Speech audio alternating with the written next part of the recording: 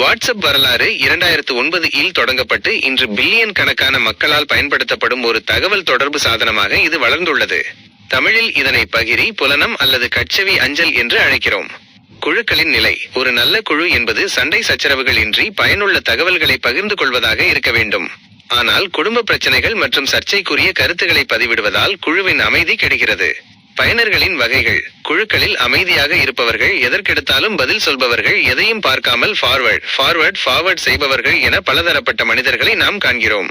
தனிப்பட்ட செய்திகள்: வாழ்த்துகள் அல்லது குறிப்பிட்ட நபருக்கான செய்திகளை குழுவில் பகிராமல் அவர்களுக்கு தனிப்பட்ட முறையில் பிரைவேட் மெசேஜ் அனுப்புவதே சிறந்தது என்ற உங்கள் கருத்து மிகவும் ஆரோக்கியமானது. ஒரு சிறந்த வாட்ஸ்அப் குழுவிற்கான சில ஆலோசனைகள்: 1.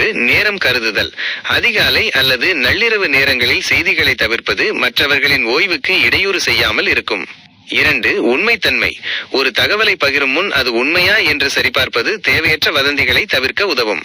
3. மாற்று கருத்துகளுக்கு மரியாதை: மற்றவர்களின் கருத்துகள் நமக்கு பிடிக்கவில்லை என்றாலும் நாகரிகமான முறையில் நமது கருத்தை பதிவு செய்வது அல்லது அமைதி காப்பது நல்லது. 4. தேவையற்ற விவாதங்களை தவிர்த்தல்: மதம், அரசியல் போன்ற உணர்வு பூர்வமான விஷயங்களில் தர்க்கம் செய்வதை தவிர்ப்பது குழுவின் ஒற்றுமையை வளர்க்கும்.